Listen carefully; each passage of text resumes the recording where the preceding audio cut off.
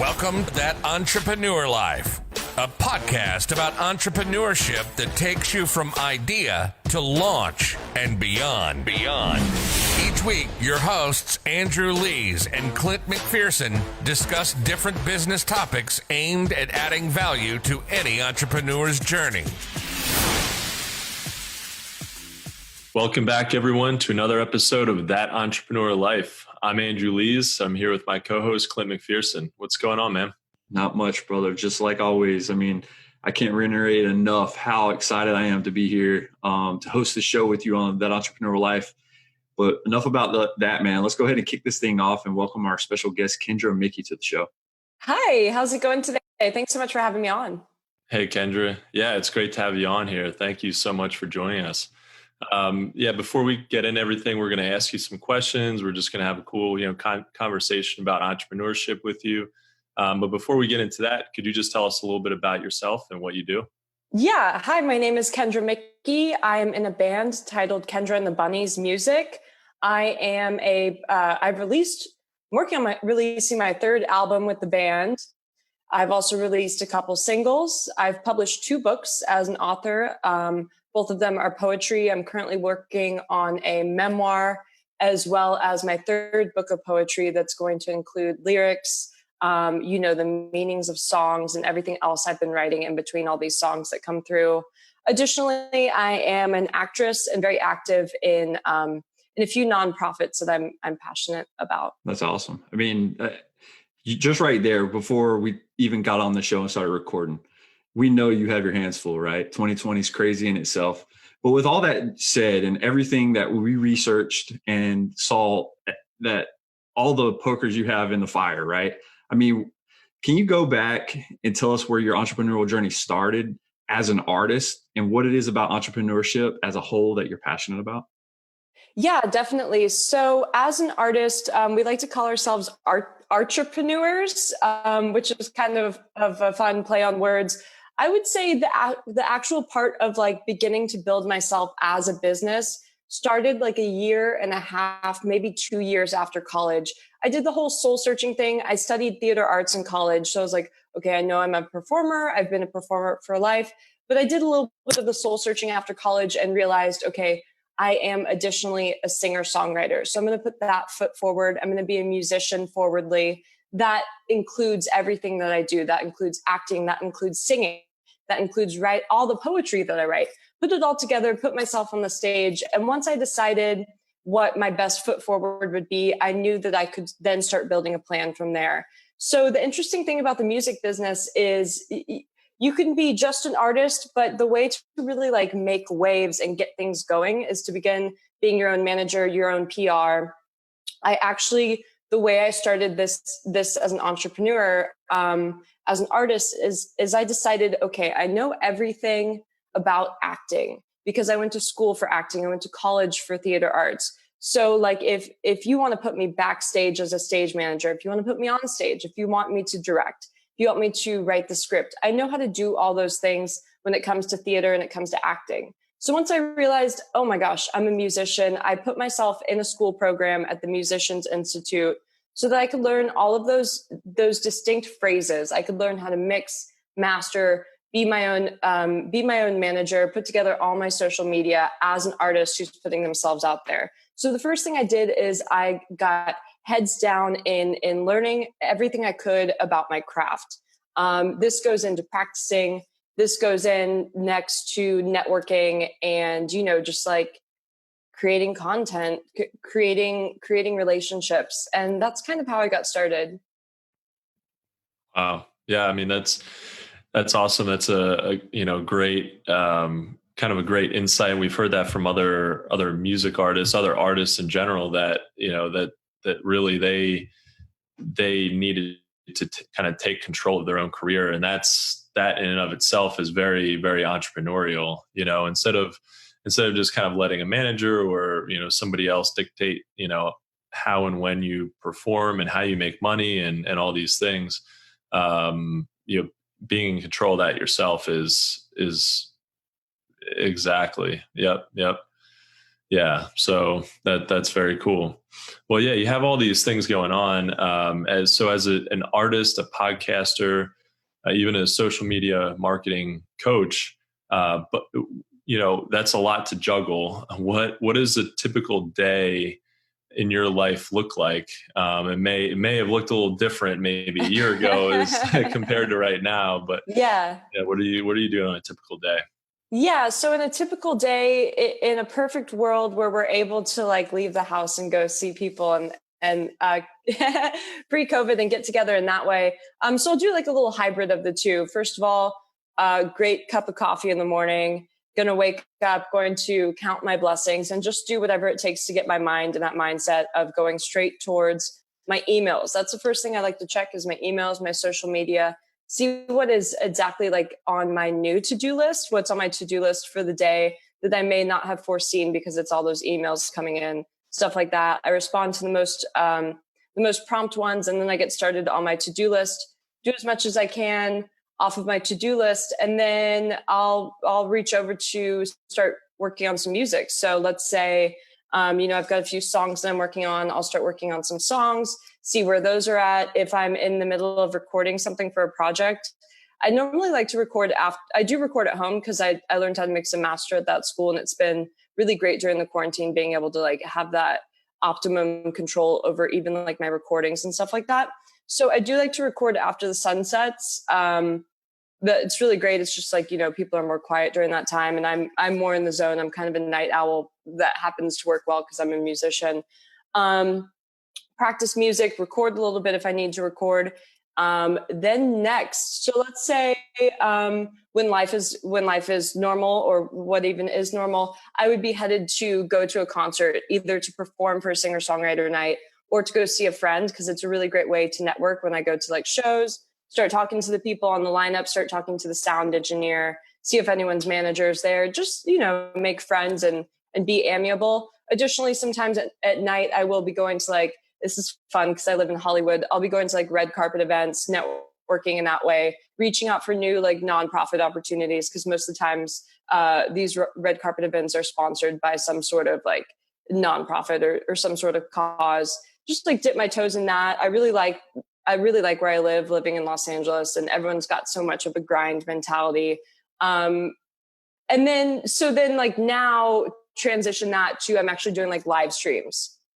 So I'll do like a live stream show, 45 minutes, hour to an hour and a half, rest a little bit, I take a couple breaks throughout the day. And then at night I will do, working on whatever writing I'm working on, like literature writing, or if I'm not particularly in the mindset, maybe I had a lot to do that day, I will write something in my journal or do some sort of meditative practice to bring myself back to center. Because it's kind of like, as an artist and an entrepreneur, it's like when someone's running a marathon and they just grab the water that's next to them, but they just keep running.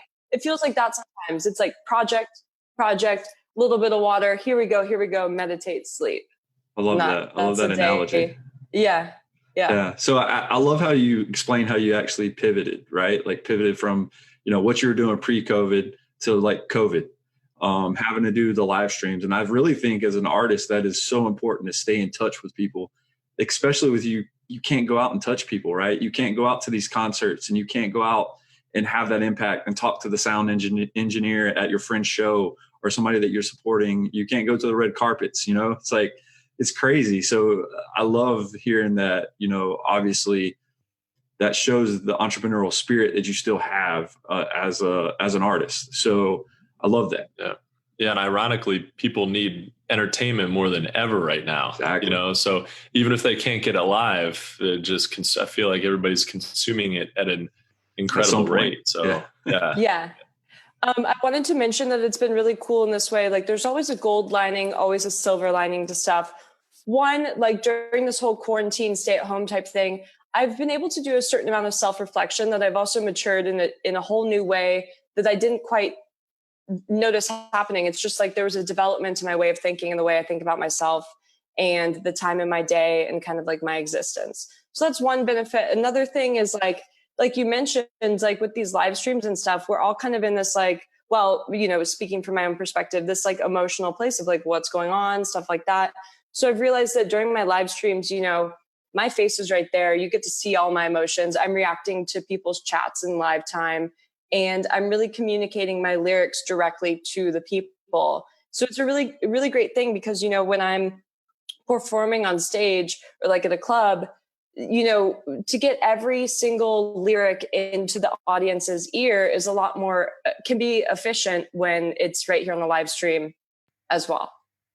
Yeah, it's more intimate in a way because you're really kind of, you're really able to see the artist a lot better. Even if you're only, in a place that only holds 50 to 100 people, you still might not really pick up on all that, everything that you're really putting out there. So that's yeah, cool. Yeah, the subtleties. Yeah, for sure. Yep.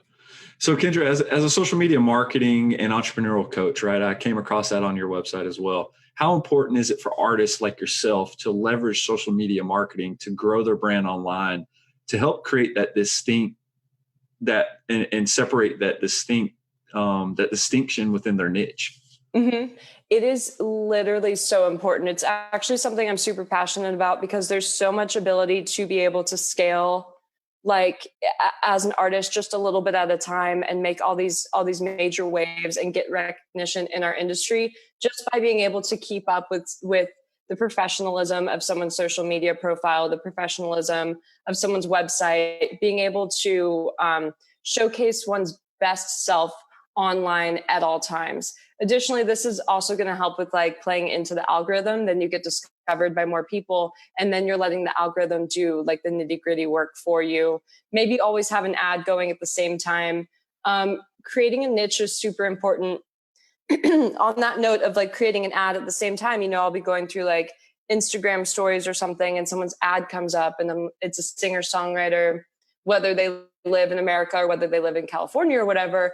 I'm just like, oh, there's another singer-songwriter. What's interesting is you mentioned pivoting earlier. I used to think when I'd come across those ads, I'm like, oh my gosh, there's so many singer-songwriters. Like, what am I going to do? Like, look at this competition. Oh my gosh, she has blonde hair. Oh my gosh. I realized like you mentioned about the niche. Take those moments where I realize, okay, what was captivating about the ad? I like that directly you can notice that I'm going to relate to a girl because obviously, but immediately I'll notice, oh, she's wearing this. Oh, she's sitting like this. Oh, the first lyric of her song hits like this. And instead of saying, oh my gosh, having that scarcity mindset of like, oh, they got there before I did, or, it's just, I'm seeing an ad. Instead, I'll take those bits and pieces and say, okay, well, the next time I'm doing professional footage, I'm going to wear something knowing that I could use this footage for an ad or this footage for like a YouTube video that's very gripping. Yeah. I mean, I think it's so important to analyze what your competition is doing. I mean, and I've talked about this with Andrew, and I believe we've mentioned on the show, I don't even view competition really as competition, right? Because we can all learn from each other. I own a digital marketing agency, and I come across local digital marketing agencies that I'll try to network with or talk to just to see what they're doing. Not to like dig down deep and get inside their brain, but just to talk to them as another organization that does the same thing that my company does. And they basically shy away from that because they think I'm trying to get an edge over them or trying to learn some inside tactic. Like, I'm like, brother, I already probably know what you know. I'm not even focused on that, right? But they take that scared mindset, and we talked about how podcasting has totally been opposite. So I'm in my own digital marketing game and agency, and then I'm sitting here trying to network with other digital marketers and just to see what's going on, and they don't even want to like go back and forth. But the podcasters, on the other hand, even if your podcast is the same thing that they're doing, ours is obviously entrepreneurship. And even another one that's in the entrepreneurship game, they're glad to be on our show. We're glad to be on theirs. And it's like a happy family. And it's just like, why can't we do that? Whether it's an artist, whether it's a digital marketing agency, whether it's a product engineering company. I mean, come on. It's not, there's so many fish in the sea. I think everybody, views competition as a bad thing and views competition as you trying to steal food off their table. But it's not like right. Well, we all like get to the top of our own mountains and we realize we're like, oh, this is my own niche. I'm my own person. And I think I noticed what I think about the whole podcasting thing, people being more like apt to tell you kind of like how they do podcasting or network more with you is I feel like when people interview other people, even if you have the same person on your show, you're going to get at different parts of the moment and you're going to reveal different things about their character and about their interviewing skills. It doesn't have to be a competition at all, because I mean, we're all different and we all bring something to the table. And even like, you know, there's the whole thing that like, there's only 13 stories that exist or something like that. So let's say every single famous story, every single movie, every single book is based off of like 13 styles of character traits that can play out in certain ways. And I don't personally believe that, because it's like there's way more than just 13 stories, but to take that idea and say, okay, well, if everything's already been written, then I don't need to worry about competition or someone getting there before me.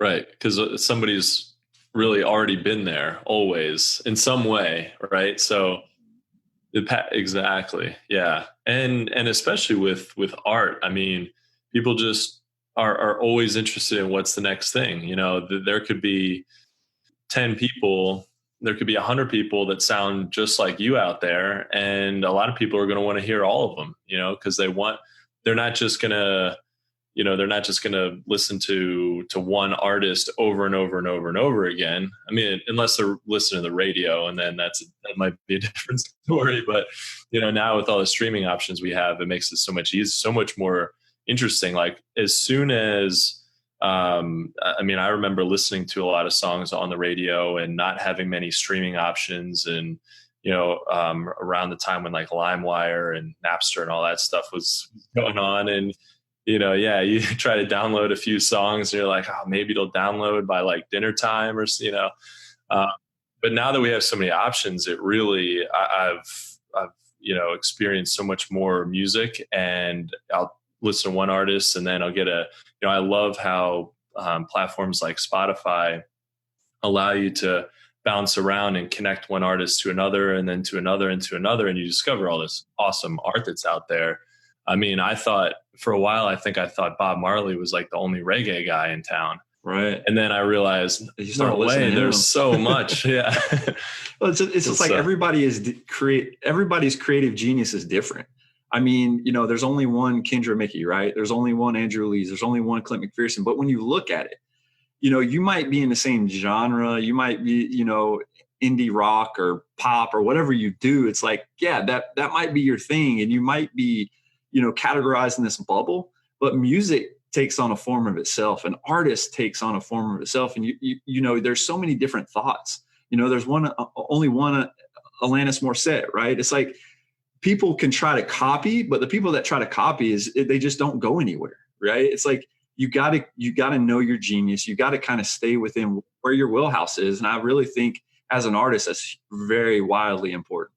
Yeah, and also you have to be creating stuff all the time too. So if someone's going to like, you know, there's one thing about being inspired, but if someone's going to completely just like imitate or like copy certain things, maybe they don't even know that they're doing that. There's only a certain amount of time before they either have to move on to a different style to copy or they have to develop their own voice. I mean, a lot of times when people are starting to sing, starting to write or like play guitar, they take on the style of the one that they read or listen to the most.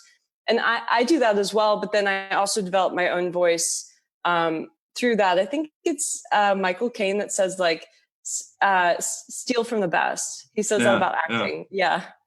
Yeah. Well, I mean, I don't think stealing is like when it comes to something that has been written, right? Plagiarism, you know, at its finest. But it's like, if you do something like that, right? If you try to plagiarize somebody's without having your own thought incorporated into that, I'm not talking about taking somebody's idea and running with it and then expanding upon that idea. That's cool, right? Because then you can create all your own content around that one idea with your own thoughts. Right. And so it's one of those things that like it's just cool to see somebody take a piece of something, even if it's already been done, and make it their own. I think it's what is that popular, like the talent show where everybody wants to go on America's and sing. Got Talent? There, America's Got Talent. Yeah, America's Got Talent. So that pops up on my Facebook all the time. I don't know why. I guess because I sit there when I'm just relaxing, I sit there and listen, because these singers and artists just blow me away by taking somebody else's song and making it their own and singing it in a way you've never heard it before. And that's, to me, that's mind blowing when you take something that's already so widely popular and then you get up there and you use your own talent and the voice that you've actually like just molded, and they blow you away better than the original person, like a Whitney Houston or somebody like, you can't touch her. Why are you even trying to sing that song or that Mariah Carey song or whatever it is? Like, you can't hit those notes, but they sing it in their way and they just kill it. They just slay it. And you're like, what? And that stuff right there gets me excited. I'm not even an artist, but that type of stuff just shows you that you can take something that's already there and make it your own.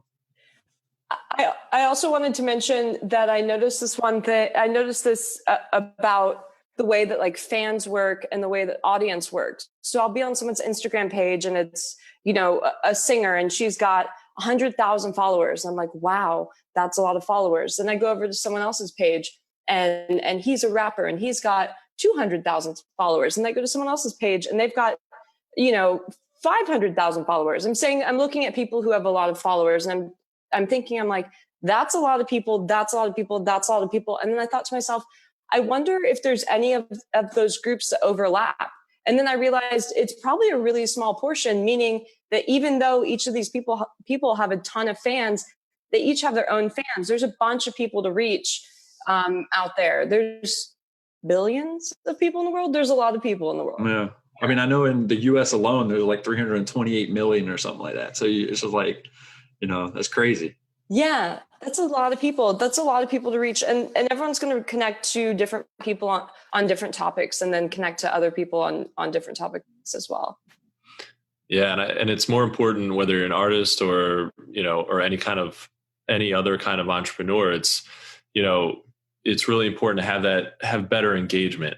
So even if you only have 10,000 followers, which is still a great number, and you have better engagement than somebody who's got 100,000, you might be able to connect with that audience more. You might be able to, generate revenue in a better way just because, so that's the real important thing. And you want to just have a really like ride or die community of people who, and that's, if you've got that, then, and if you're focusing on that instead of the numbers, then, instead of just growing this huge volume, it's give me 100 true fans, and the ones that will pay you, recurrent, like will pay you for whatever you create, man. Those are the ones that you want. Who cares about the followers, the 100,000 followers or the 200,000 followers? Because at the end of the day, I'm not saying those people with that high of a following are not making money off of somebody.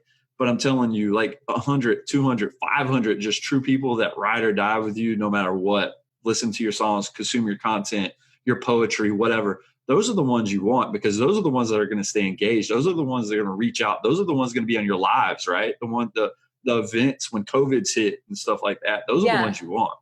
Yeah, and they're the ones that are going to be picking up on the different themes that I bring throughout my art. It's really interesting when I listen to artists that I love. I'm like, oh my gosh, they're bringing back that theme from 3 albums ago.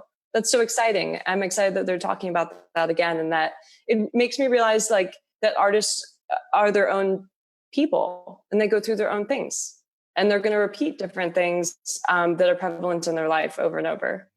Right. Yeah, there's a lot of core things that everybody has, so everybody can speak on it, sing on it, so and they just put their own spin on it. Yeah, it's very cool. So Kendra, you're involved with an organization called Strings for Hope that recycles guitar strings to make jewelry. And the coolest, Clint and I were both looking into it.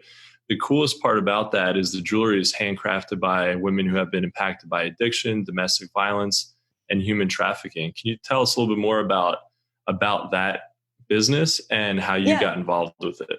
Yeah, so the name of the nonprofit or the business is Strings for Hope. They're based out of Nashville, Tennessee. And this is one of those awesome stories about how I got linked up with someone during the quarantine via the internet and via live streams. So my booking agent reached out to me and said, hey, we're booking a live show for this group called Strings for Hope. So basically what'll happen is Strings for Hope is sponsoring the event. we will go live and we will thank them for sponsoring, and they will cross promote and cross share on their page as well. So it's kind of like we're creating this like virtual venue in the sky or something like that. So it was really cool getting to know them. And what they do is they provide a way for people who've been impacted by, like you mentioned, addiction, domestic abuse, as well as human trafficking. They help them get a second chance by employing them to create these pieces of jewelry. So it's kind of like the secondhand chance for someone's guitar strings becomes a secondhand chance for someone who's recovering from a hard situation in their life and some traumatic turmoil as well. So people send in their guitar strings. They send them to the people that they're able to help through this cause. They create the jewelry, and it creates a way for those people to bring in income, whether they're in a halfway house or in some sort of environment that allows them to be tactile with their hands as well. I'm also part of this group called Artists for Trauma. So Artists for Trauma was created by this woman named Laura Sharp, who was her story is one where she had to recover as well.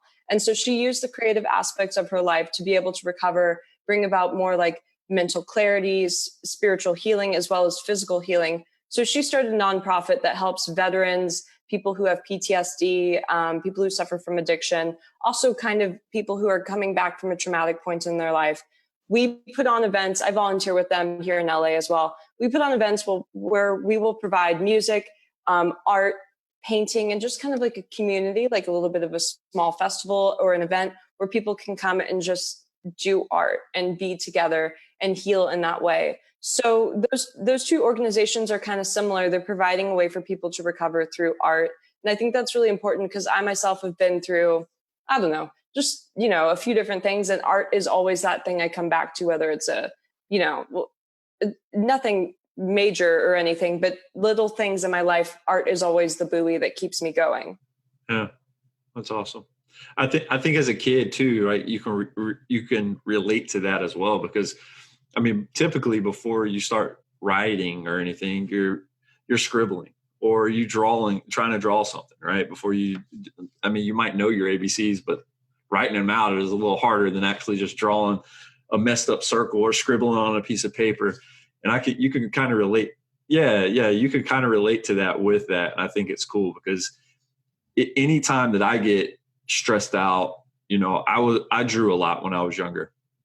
Anytime if I get stressed out, I can just doodle something and it relieves some stress because again, that's that kid part in me that hasn't left.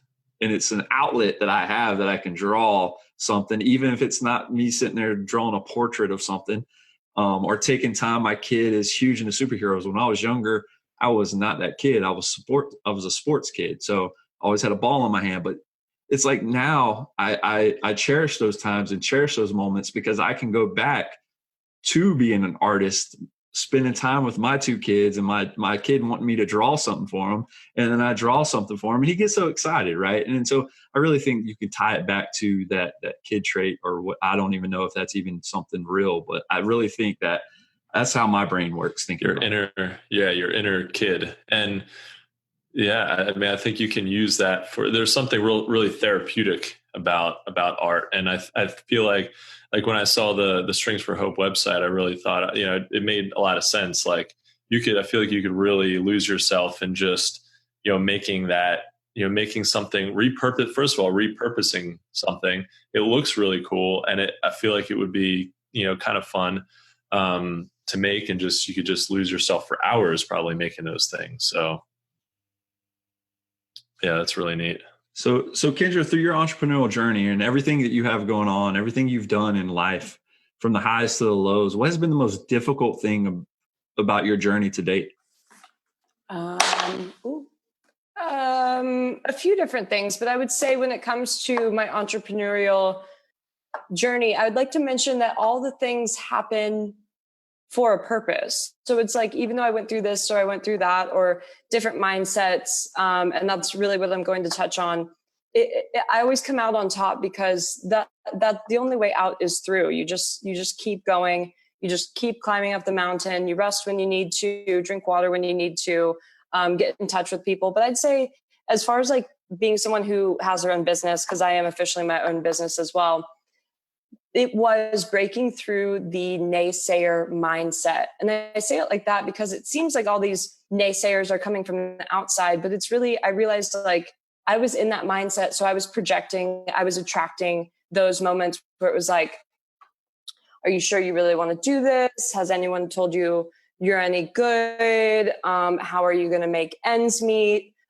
Does anyone like your music? Have you ever written a song before? All those things that are basically just, I guess self-doubt mindset too. I realized that I was projecting those things because I was worried and I wanted someone to tell me, oh, you're on the right path. And it would be like, I'd get like 7 and 1. It would be like 7 negative thoughts. And then it would be one thought that was like, you can do this. You're doing the right thing. You're on track. You're right on time. Everything's perfect. You're doing amazing. Everyone loves you. Stuff like that. But it would be like 7 negative thoughts and then a good thought. So I would project that out and get 7 different occurrences with people. And mind you, I'm very like in my head and stuff like that. So maybe these occurrences aren't really happening where someone stops me on the street and they're like, oh, you think you're so good with like your music and stuff. It's really like, I'm getting out of the car, I'm going to the grocery store and I overhear someone talking to someone else and they're just like, yeah, I just don't really know if she knows what she's doing, da, da, da, da. And then I'll internalize that. So that's like the definition of projection, where I'm like taking whatever's going on in my mind and like trying to find evidence that it's happening outside of my mind too. So then once I just like had a lot of like self-healing, self-acceptance, taking away those facets of myself that like, knock myself down, that's when it started to clear away. And that's when the positive thoughts came through and the naysayers went away when I started to accept myself. And that's when I realized, oh, I've been doing this to myself, and realized just how important mindset is. Oh yeah, absolutely. Yeah. I mean, it's tough to, you definitely, it's easy to get in your head and really internalize a lot of things, we've talked about it on the show a lot, but it's definitely a roller coaster. Being an entrepreneur is a roller coaster. And so you've got life. Exactly. Entrepreneurship is a metaphor for life. But yeah, I mean, that's a great point. It's just kind of getting through that and getting through the negativity of even people, even loved ones can, they're really looking out for you and they want to make sure that you're safe and that you're, that you've really thought through everything. And so, there can always be some level of doubt, especially in the beginning when maybe you're more unproven, but the more proof you start to give that, hey, I can do this, then that starts to like, I feel like put the negative thoughts and the negative, comments at bay. So you're always going to have the person that says, I told you so, right? Like when you fail. But it's really more surrounding yourself with people that will lift you up when you fail, instead of being that person that I said, I told you so, right? I mean, it's like for me, it's my wife, right? And she's there no matter what. I served in the military for 10 years. She didn't like it at all. But anytime I got injured or did something, she was always there to pick me up. She wasn't like, oh, you served in the military, you knew you were going to get injured, or you knew you were going to get hurt. You knew it was a huge chance to do this. But she wasn't somebody that did that. She was somebody she's somebody that picks me up, right? When I struggle in my business, or when something happens or I make the wrong decision, just like recently, I went in business with my father. The thing went from everything was hunky dory to the next day he popped smoke, right? And it's like, bro, what happened? Like, he's gone. And so now that business is like non-existent anymore. And so those are things that you just have to say, even though at the end of the day, I was like, I knew that was a possibility of that happening. I didn't know it was going to happen that quick. But even with that, she was still in my corner and said, look, she didn't say I told you so. It was a conversation that we knew it was a possibility of something like this happening in the future, that the business wouldn't succeed. But again, I mean, I'm an entrepreneur. I'm willing to take risks and gambles. Obviously, that one didn't pay off. Everything else I've done is still going forward. But at the end of the day, it's one of those things that like you just have to surround yourself with individuals, friends, family that are the ones that say, I told you so, and let everybody else, the naysayers, surround themselves with your glory afterwards and say, oh yeah, I'm your cousin or whatever. Because you're popular. Yeah. It's like, okay, cool. Wait, who are you again? Right? Yeah. We were like best friends in high school. I've known her forever. Exactly. And the funny thing is like I reminisce on those moments and I'm like, well, I have always wanted to be friends with that person. So if they come back around and they're like, hey, I really like your music, I'm going to be like, let me forget all those years of like feeling slightly bullied by you and just accept that we're finally friends. I also wanted to mention, so since I've been super active on social media for like ever, basically since high school or whatever. But when I transitioned my social media to a professional presentation of myself, when I really launched my career as a musician, I realized like I already had a pretty decent audience because I'd been building my social media platform just by being, a millennial or whatever for like 10 years or so. So when I started to switch over to having a professional presentation of my music, I realized that people are really seeing the whole journey. People are seeing from the day I decided, oh, she's going to move back to Los Angeles. Oh my gosh, she's enrolled in school. Oh my gosh, she's releasing an album. Whoa, she just got her first blog interview. Whoa, she's gotten 10 blog interviews. Look at all those streams. And I feel like it's a really great way to show people that it's like, you can start and then you just go and you just build. And I feel like it's been inspirational. I've had some people reach out to me and they're just like, I love seeing your journey. I've decided to start this business. I've decided to start this podcast, or I'm writing again, and stuff like that. And so it's like, to draw on the point of like, surround yourself with people who pick you up when you fall down. I also love the fact that it's like, people know they can reach out to me when they do fall down because I'm very like transparent on social media and I'm very transparent in my music and stuff like that. So people know they can reach out to me and they're like, hey, I don't have anyone to talk to. And if I have the time, I'm definitely going to answer because I know what it's like to not have anyone besides my direct family be there for me. And it's like, I'm not complaining, but I don't want other people to feel that way because they shouldn't, because we all go through emotions. We all go through troubling times, troubling waters or whatever, but there's nothing wrong with that. Yeah. And if you have humble people around you, they're gonna support you. They might think, hey, it's a risk, but you're all in the same boat of like, of course it's a risk, but let's see what happens. And you mentioned, inspiring, if you can inspire somebody else to start a business or something and follow that kind of self-starter entrepreneurial journey, that's so cool. And those are the kind of people who, they can support you and you can support them too. So it's like, they're not just fans, they're really like more than that. So I think that's really cool when you can have more of those kind of people around you. And that's when you're really going to connect with them, when they look at you and say, hey, I can do that. Or, or you're inspired. I don't know if I can do that, but you're inspiring me to try. So, right. Yeah, I really like that. Yeah. You like do the work, you suit up and show up, and then the results happen, and you just keep doing that over and over. It's like practice. I used to play softball growing up, and it was like, I would look forward to practice because it made me ready for the game. So during the game, I could just rely upon all the practice and the teamwork that we had already established as a team. Yep. Yeah. That's when the game is really won, right? Is in the preparation. Mm-hmm. Yeah. That's cool. Yeah. So Kendra, as we wrap up this episode, I feel like we could talk to you for a while here, but but what's one piece of advice that you could give our audience, that would help them on their entrepreneurial journey?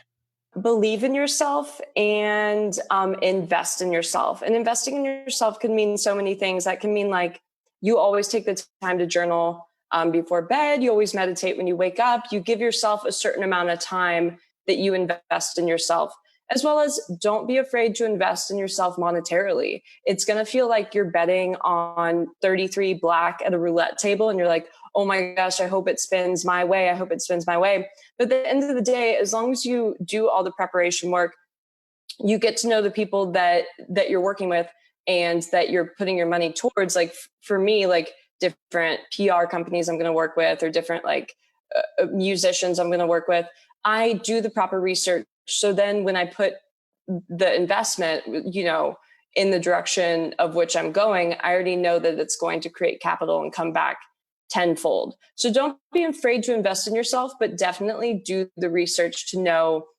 all the different places you could invest. Also, one thing I really like to do is take 24 hours, sleep on it, take a week. If there's no exact time frame, give yourself a little bit of time to get in touch with your intuition and feel where that decision actually sits.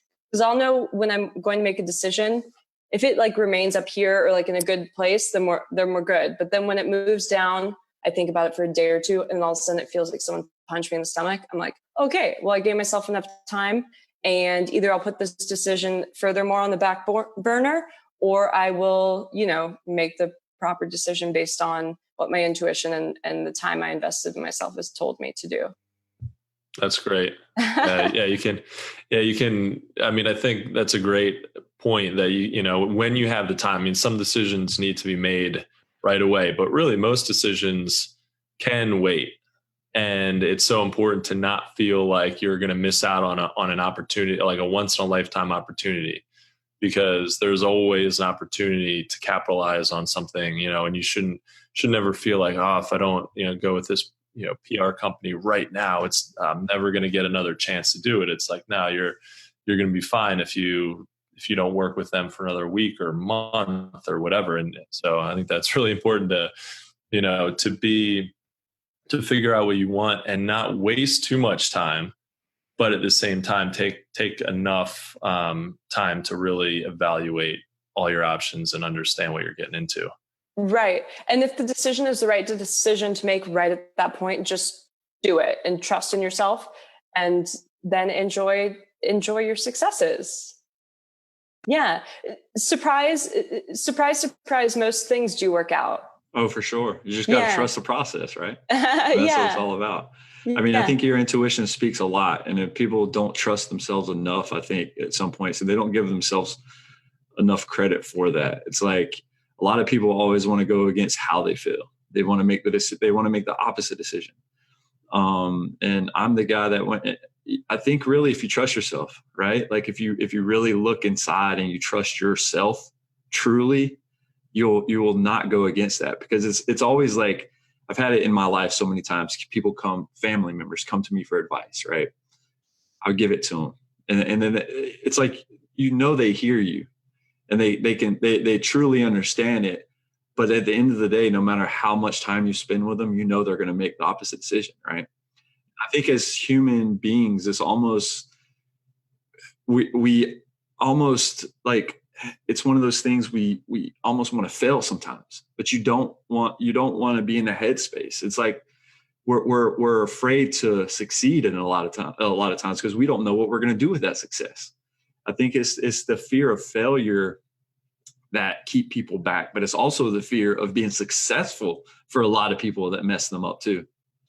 Yeah, well, that helps. Meditation helps with that, because like with success, it's definitely like as a performer, when I'm on the stage and there's a lot of people there, I'm then channeling all of their energy through me. So I feel like success brings about this almost like, am I going to be able to like handle all of that kind of thing? But then that's when the work in meditation and the taking time for myself and getting enough rest comes through, is I just keep breathing and let things happen. So success can feel very daunting, but that's because it is, you've got a lot of like irons in the fire and people who are relying on you, but you can do it, And that's a good thing. Taking on that responsibility is like what we do all this for, right? I mean, having that responsibility and being able to shoulder that and having some pressure. I think about that sometimes when I really feel like there's a lot of pressure on me. I'm like, it's like game time,